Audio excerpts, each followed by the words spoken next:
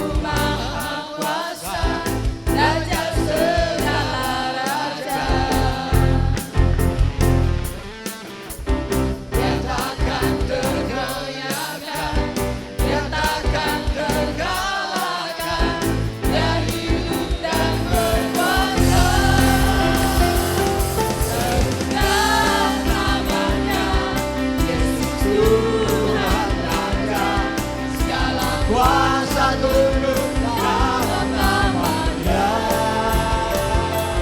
Dia luar biasa, perkasa mulia. Yesus nama di atas segala nama.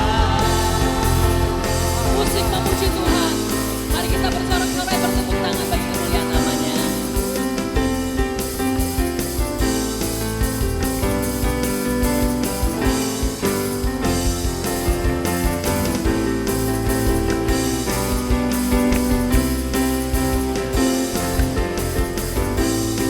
Jemaat Tuhan, mari angkat tangan kita katakan sama-sama.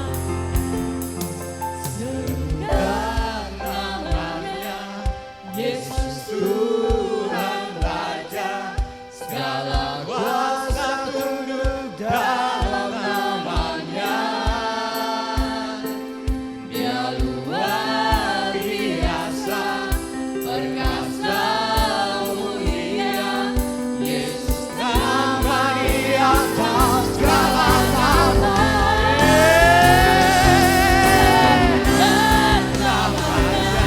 Yesus Tuhan Raja, segala kuasa tunduk dalam namanya. Dia luar biasa, perkasa mulia. Yesus nama di atas segala nama. Yesus nama di atas segala nama. Yesus nama di atas segala nama.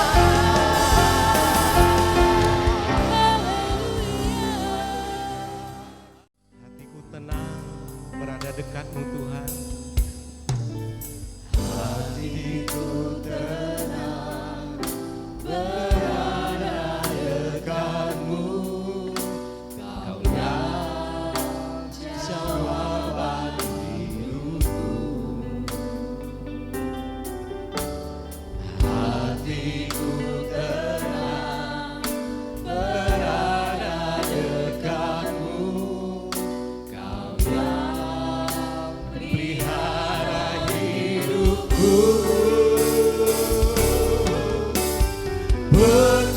Pertolonganmu begitu ajaib. Kau telah mengikat hatiku.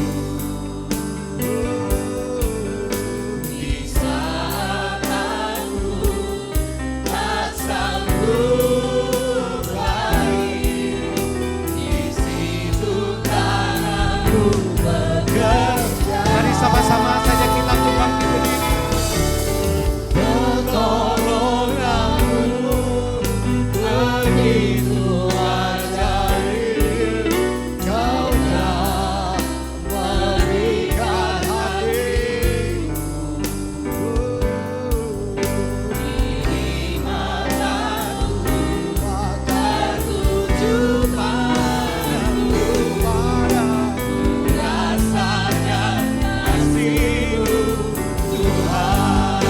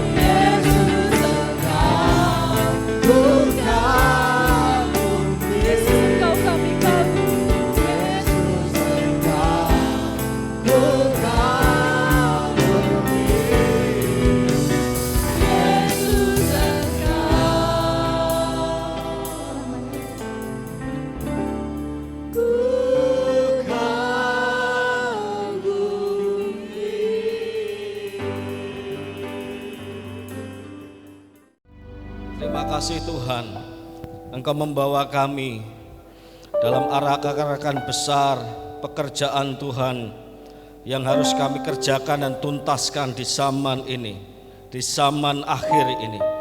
Terima kasih Engkau memperlengkapi kami bahwa kami tak sendirian. Ini pekerjaan-Mu Tuhan. Kami bekerja bersama-sama dengan Allah yang mengutus kami. Dan kami bersyukur, kami menikmati kekuatan-kekuatan yang Tuhan berikan dalam kehidupan kami. Sungguh nyata Tuhan Engkau, nyata hadirat-Mu itu kami nikmati. Dan kami bersuka cita karenanya. Mari Bapa, bawa kami lebih dalam lagi, lebih dalam tenggelam dalam hadirat-Mu, lebih dalam lagi mengenal Engkau.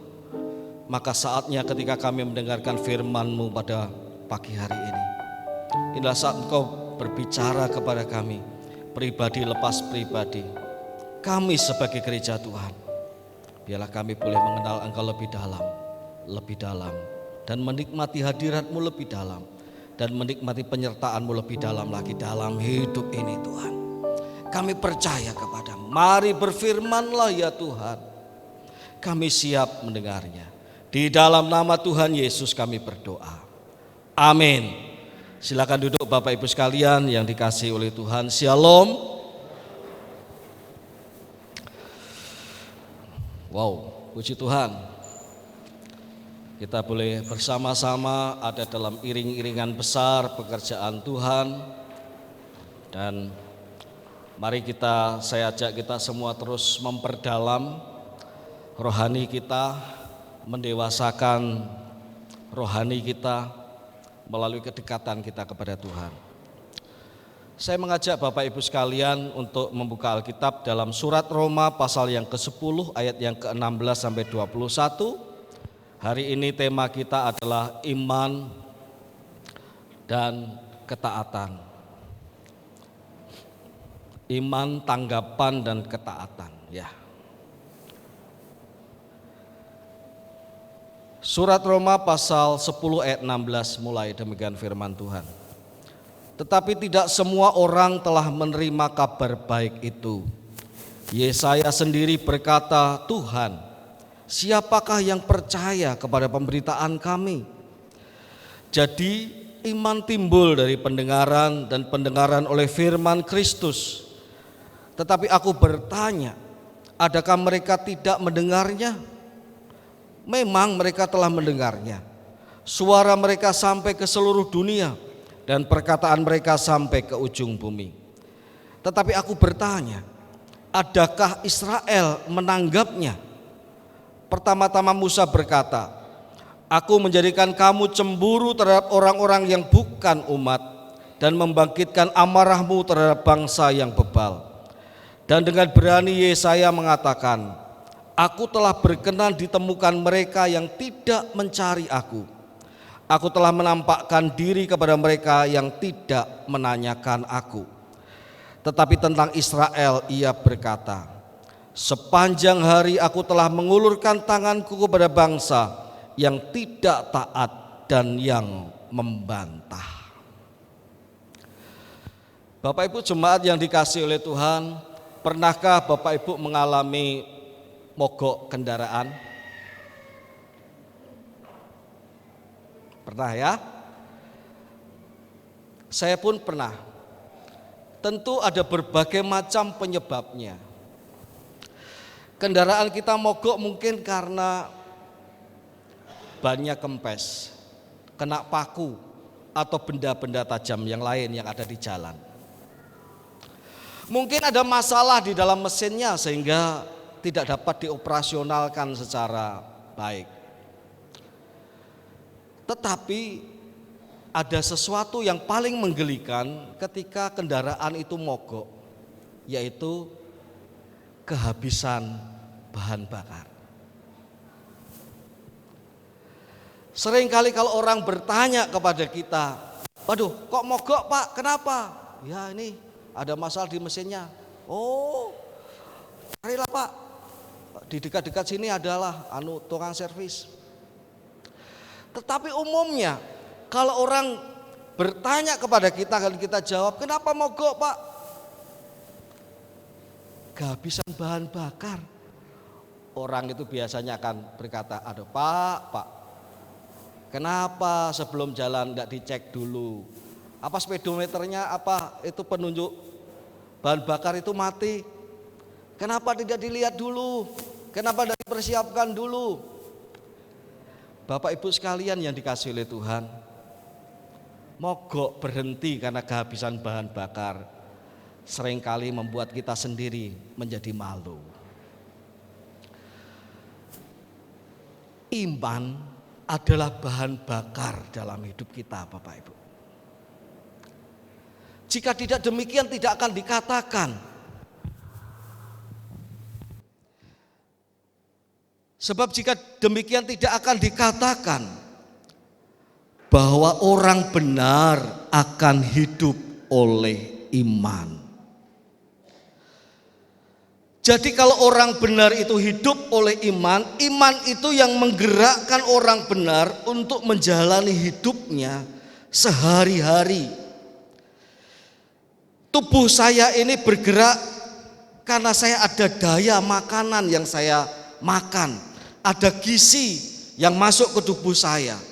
Sehingga saya bisa bergerak, saya bisa berbicara. Tetapi bukankah hidup itu tidak hanya sekedar soal makanan? Ada hidup rohani di mana orang percaya hidup oleh karena iman. Orang benar hidup oleh karena iman.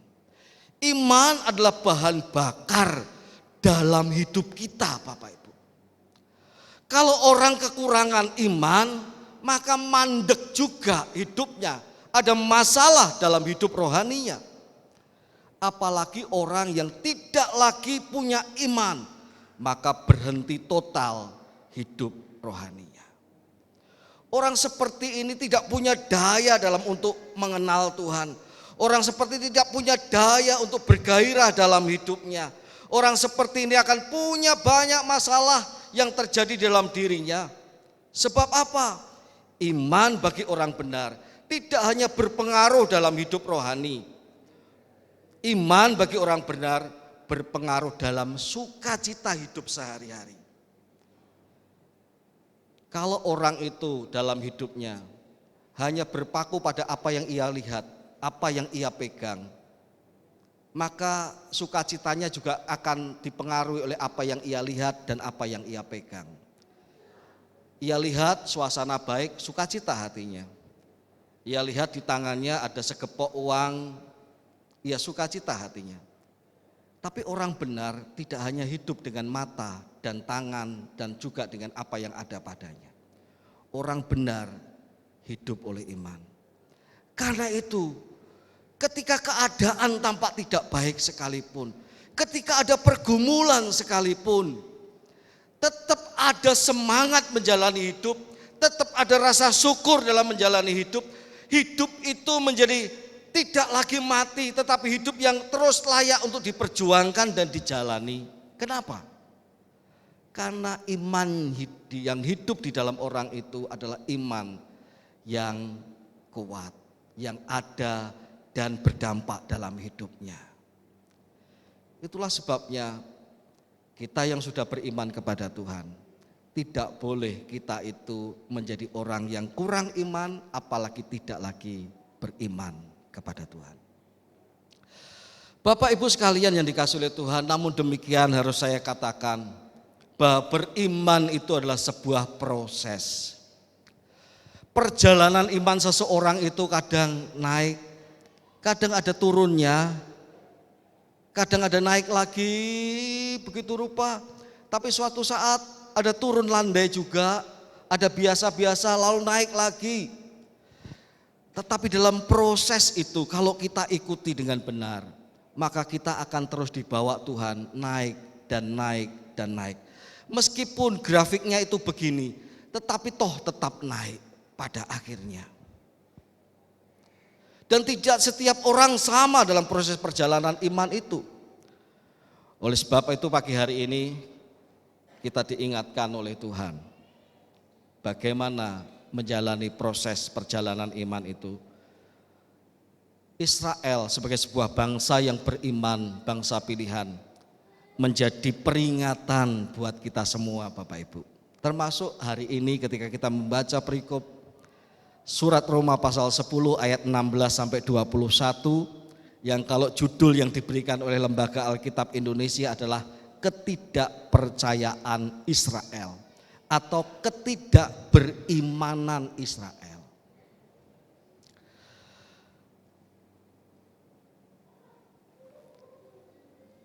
Mengapa Israel tidak beriman kepada Tuhan? Mengapa Israel tidak percaya kepada Tuhan? Dalam hal ini adalah Tuhan Yesus Kristus. Apakah tidak ada yang mereka dengar dari firman Tuhan berkenaan dengan Yesus Kristus? Firman Tuhan jawab, mereka itu mendengar firman Tuhan. Tetapi mereka mendengar kok tidak beriman. Padahal dikatakan iman itu timbul dari pendengaran. Dan pendengaran oleh firman Tuhan. Oh rupanya Bapak Ibu, setiap orang yang mendengarkan firman Tuhan itu belum pasti tumbuh iman dalam hatinya. Belum pasti. Sama seperti seorang yang sedang memuji Tuhan. Belum pasti ia menikmati hadirat Tuhan yang ada dalam pujian itu. Belum pasti.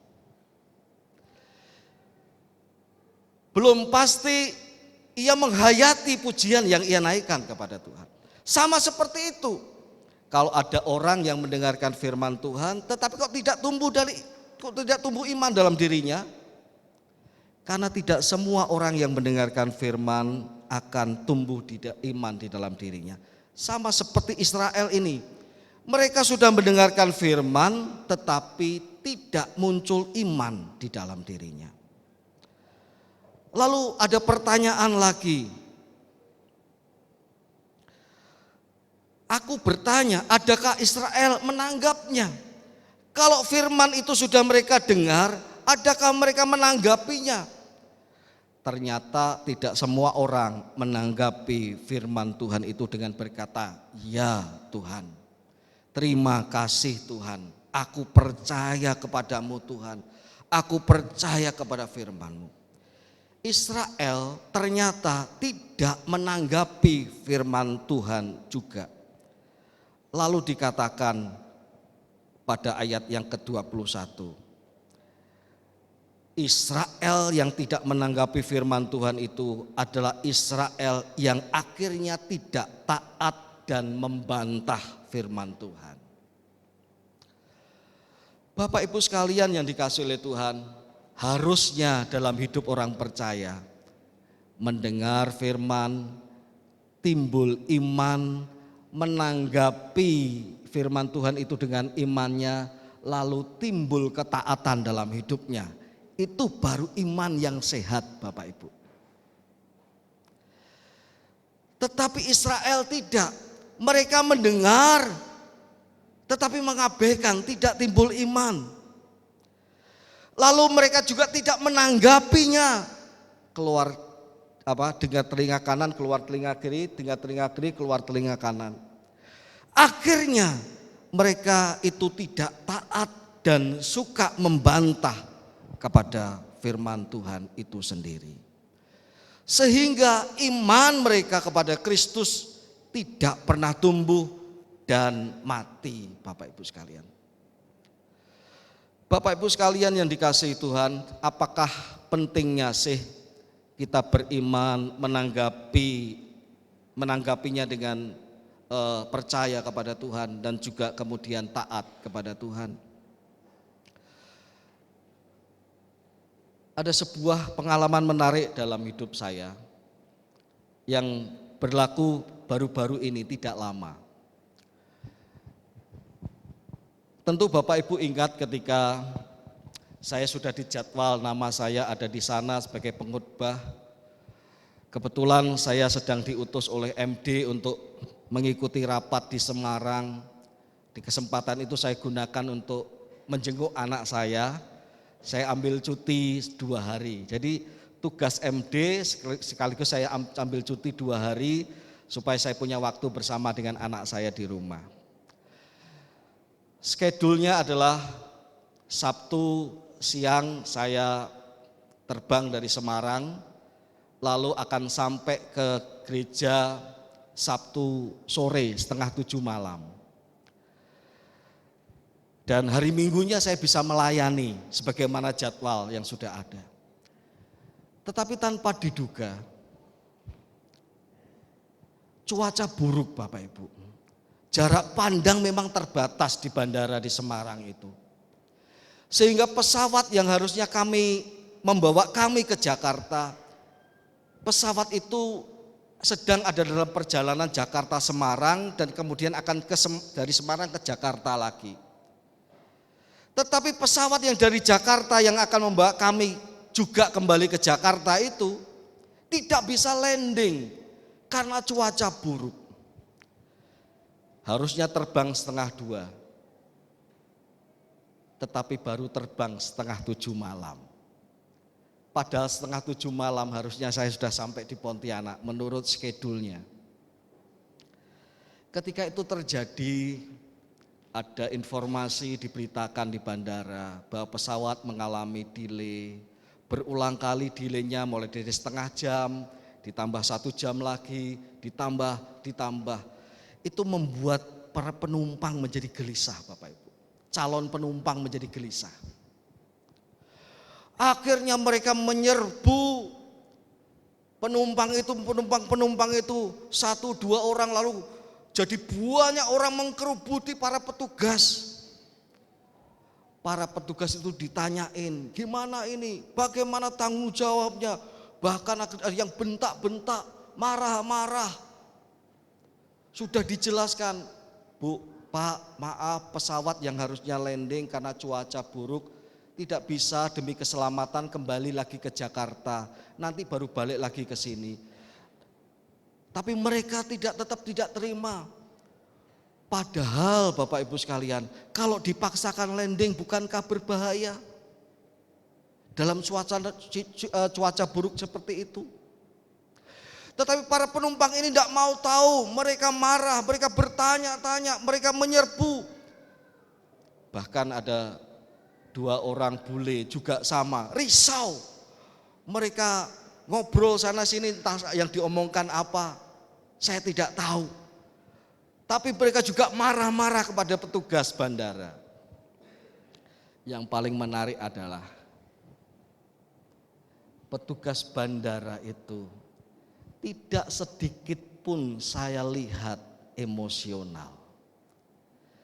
Mereka itu saya amati, mereka itu melayani setiap pertanyaan, setiap keluhan dari penumpang dengan hati yang tulus dan adem.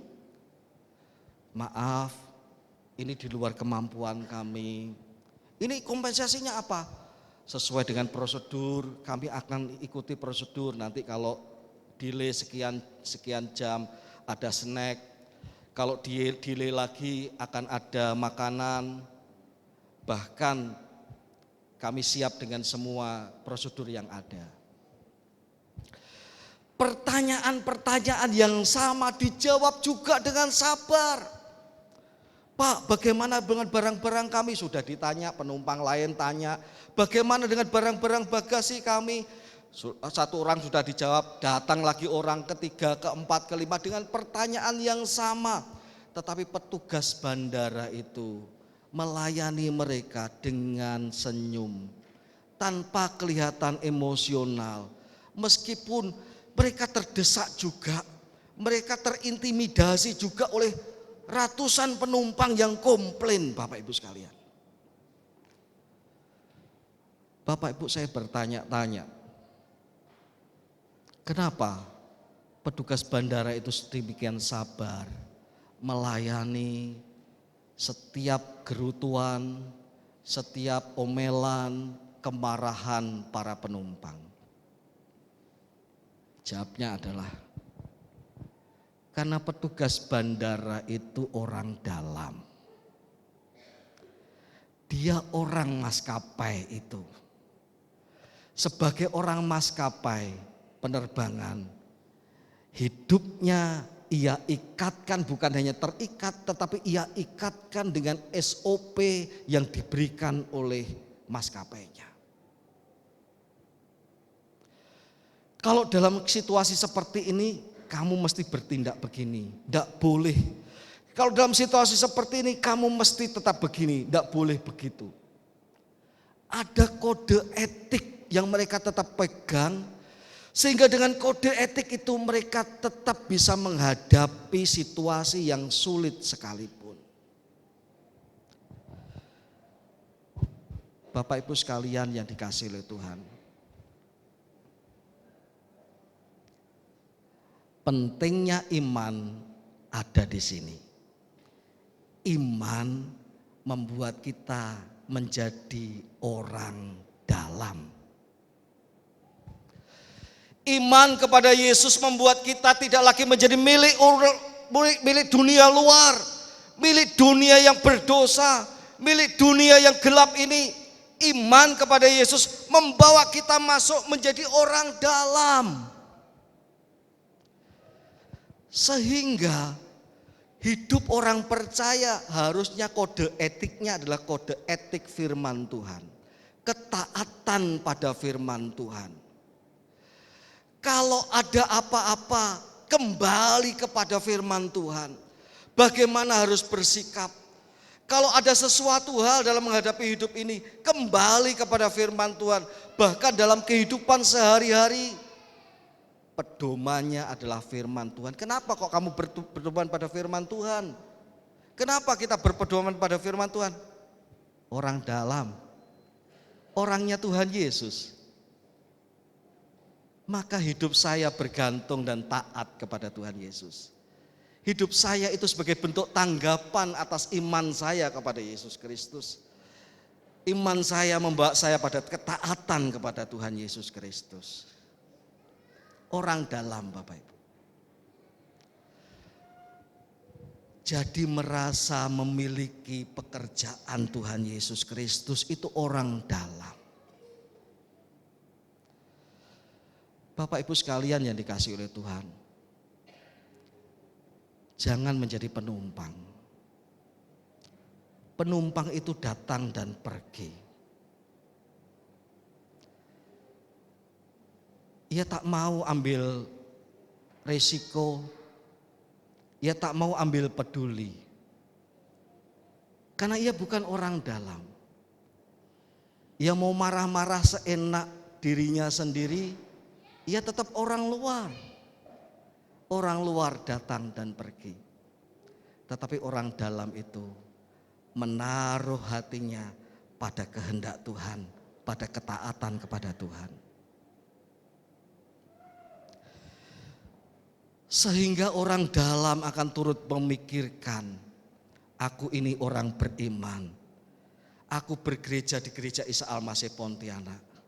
Aku orang dalamnya Tuhan dan aku orang dalamnya di gereja Isa Al-Masih. Tidak ada jemaat yang dia ada di luar. Jemaat ada di dalam, di bawah naungan gereja ini oleh iman kepada Yesus Kristus Tuhan kita. Maka iman itu mengarahkan kita untuk taat kepada Tuhan. Bapak Ibu yang dikasihi oleh Tuhan, pekerjaan Tuhan sedemikian besar dan itu tidak ada di pundak saya tidak mampu seorang diri. Saya rindu juga setiap jemaat karena ketaatannya kepada Tuhan, tahu bahwa kita orang dalam, tahu bahwa kita orang beriman yang membuat kita jadi orang dalam, sehingga kita pun tidak hanya menjadi orang penumpang yang hanya, wah gimana nih, wah itu hari ini gini, gimana nih pelayannya pada kami nih, gimana nih, ribut sana sini. Bapak Ibu, kalau itu terjadi, itu hanya menandakan kita itu orang luar, masih orang luar, yang maunya hanya dilayani, yang maunya hanya mengkritik, marah-marah, tetapi tidak pernah memberikan diri kita, hati kita pada pekerjaan Tuhan, pada ketaatan kita kepada Tuhan. Dan saya rindu sekali sebagai hamba Tuhan di tempat ini, mengajak Bapak Ibu bersama-sama. Ada pekerjaan Tuhan yang mesti kita dukung dan kita kerjakan bersama. Tanggapi itu sebagai wujud iman kita kepada Tuhan, yaitu dengan ketaatan. Ketaatan kepada Tuhan membuat kita melangkah, memikirkan juga pekerjaan-pekerjaan Tuhan yang ada di Gereja Isa Al-Masih Pontianak ini.